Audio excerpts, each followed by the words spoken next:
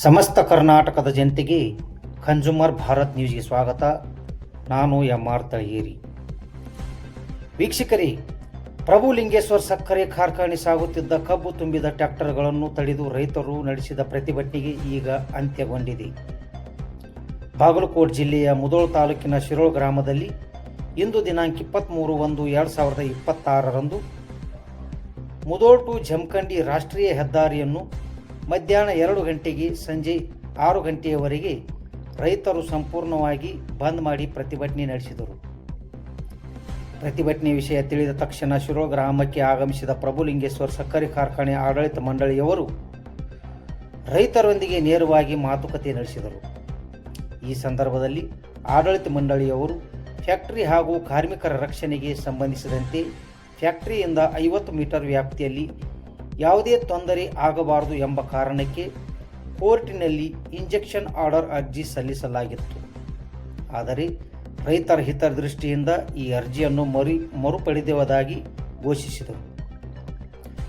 ರೈತರಿಲ್ಲದೆ factory ಇಲ್ಲ, factory ಇಲ್ಲದೆ ರೈತರಿಲ್ಲ. ನಮ್ಮಿಂದ ಏನಾದರೂ ತಪ್ಪಾಗಿದ್ದರೆ ಕ್ಷಮಿಸಿ ಎಂದು ಆಡಳಿತ ಮಂಡಳಿಯವರು ರೈತರಲ್ಲಿ ಮನವಿ ಮಾಡಿಕೊಂಡರು. ರೈತರ ಬೇಡಿಕೆಗಳಿಗೆ ಹಲವು ಷರತ್ತುಗಳೊಂದಿಗೆ ಒಪ್ಪಿಗೆ ಸೂಚಿಸಿದ ಬಳಿಕ ರೈತರು ತಮ್ಮ ಪ್ರತಿಭಟನೆಯನ್ನು ಹಿಂಪಡೆದು ತಡೆದು ನಿಂತ ಕಬ್ಬು ತುಂಬಿದ ಟ್ರ್ಯಾಕ್ಟರ್ಗಳನ್ನು ಬಿಡುಗಡೆ ಮಾಡಿದರು. ಈ ಸಂಪೂರ್ಣ ಸಂದರ್ಭದಲ್ಲಿ ಮುಧೋಳ ಪೊಲೀಸ್ ಸಿಬ್ಬಂದಿಯವರು ಯಾವುದೇ ಅಹಿತಕರ ಘಟನೆ ನಡೆಯದಂತೆ ಭದ್ರತೆ ಒದಗಿಸಿದರು. ಇನ್ನು ಆಡಳಿತ ಮಂಡಳಿ ಏನು ಮಾತನಾಡಿದರು, ರೈತರು ಏನು ಹೇಳಿದರು, ಎಲ್ಲ ವಿವರಗಳನ್ನು ನೋಡೋಣ ಬನ್ನಿ.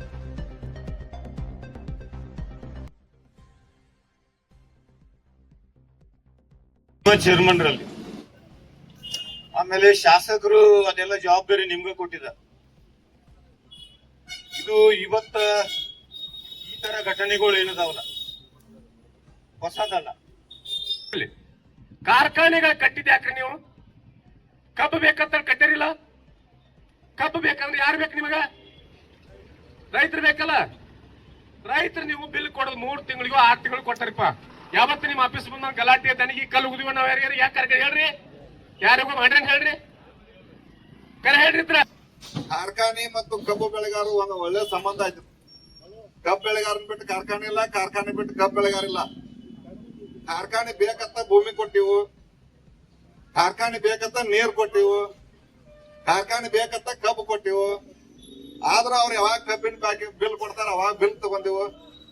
ಮತ್ತೆ ಇದೆಲ್ಲಾ ರೈತರ ಕೊಡುಗೆ ಐತೆ ಇಲ್ಲ ಅಂತಕ್ಕಂಥದ್ದು ಕೇಳ್ತಾನೆ. ಇವತ್ತು ಈ ಪ್ರಭುಲಿಂಗೇಶ್ವರ ಸಕ್ಕರೆ ಕಾರ್ಖಾನೆ ಆಡಳಿತ ಮಂಡಳಿ ಬಂದಿಲ್ಲಿ ಹಾಗೂ ಅವರ ಹೈಯರ್ ಆಫೀಸರ್ ಅದಾರ, ಮಾಲಕರು ಅದಾರ. ಅರ್ಥ ಮಾಡ್ಕೋಬೇಕು. ನೀವು ಏನ್ ನಿಮ್ ಸ್ವಂತ ಜಾಗ ಫ್ಯಾಕ್ಟರಿ ಕಟ್ಟಿಲ್ಲ, ರೈತರ ಭೂಮಿ ಕೊಟ್ಟಾರ ನಿಮ್ಗೆ.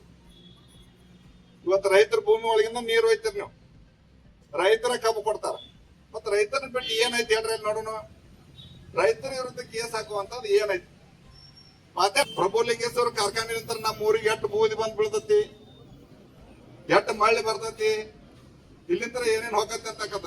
ಸಾಕಷ್ಟು ದ್ರಾಕ್ಷಿ ಬೆಳಿತಿದ್ರೆ ಎಲ್ಲಾ ದ್ರಾಕ್ಷಿ ಹಾಳಾಗೋದು. ಬಾಳೆ ಬೆಳೆಯಾಕ್ತಾರ, ಬಾಳಿಗೆ ಆಸೆ ಆಗತತಿ. ನಾವು ಬೇರೆ ಬೇರೆ ಪರ್ಯಾಯ ಬೆಳಿಬೇಕಂದ್ರೆ ಅದಕ್ಕೂ ಸಾಧ್ಯ ಇಲ್ಲ ಈ ಬೂದಿ ಬೀಳಲಿಂತ್ರ. ಮತ್ತೆ ಈಗ ಅನಿವಾರ್ಯವಾಗಿ ಕಬ್ಬು ಬೆಳೆಯಾಕ್ತೀವಿ ನಾವು. ಕಬ್ಬು ಏನು ಬೆಳೆದ ಜರೂರಿಲ್ಲ, ಇನ್ನೂ ಕಡಿಮೆ. ಮತ್ತೆ ಇಟ್ಟೆಲ್ಲಾನು ನಾವು ಸಹಿಸಿ ಬಂದೇವಂದ್ರ ನೀವು ಏನು ಬುದ್ಧಿ ಭ್ರಮೆ ಆಗೈತೆ ಗೊತ್ತಿಲ್ಲ. ನಿಮ್ಗ ಬುದ್ಧಿ ದೇವ್ರ ಇನ್ನೊಟ್ಟು ಚಲೋ ಬುದ್ಧಿ ಹಾಕ್ಲತ್ತ ಕೇಳ್ತಾರ. ಯಾಕಂದ್ರೆ ಹೇಳಿ ಸಾಹೇಬ್ರ, ಮಿಷನ್ಗಳು ಎಷ್ಟು ಕಡಿತಾವ್ರಿ ನಿಮ್ಮಲ್ಲಿ?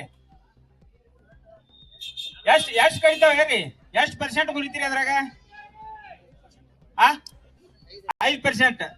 5% ಮುರಿದ್ರಾಗ ಅದಕ್ಕೊಂದ ಇದನ್ನ ಹೇಳ್ತನು.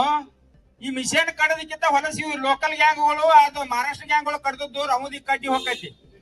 ಇದ್ರೊಳಗ ಏನೈತ್ಲೆ ಮಿಷನ್ ಕಡ್ದದ್ದು ಅದ್ರ ಮಗ್ಲ್ ನಿಂದ್ರ ನೀವು ಸಾಹೇಬ್ರ ನೋಡ್ಯಾರಿಲ್ಲ ಗೊತ್ತಿಲ್ಲ. ಯಾಕಂದ್ರ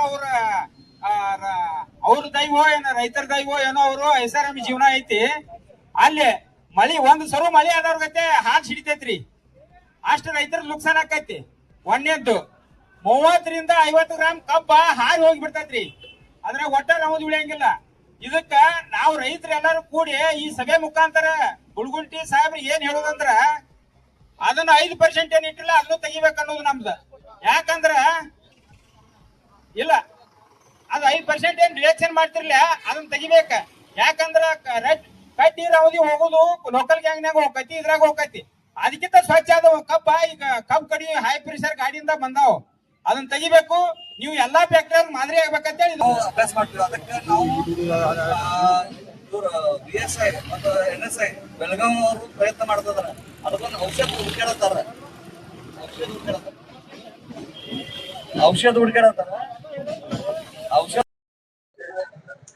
ರೈತ ಬಾಂಧವರಿಗೆ ನಮಸ್ಕಾರ.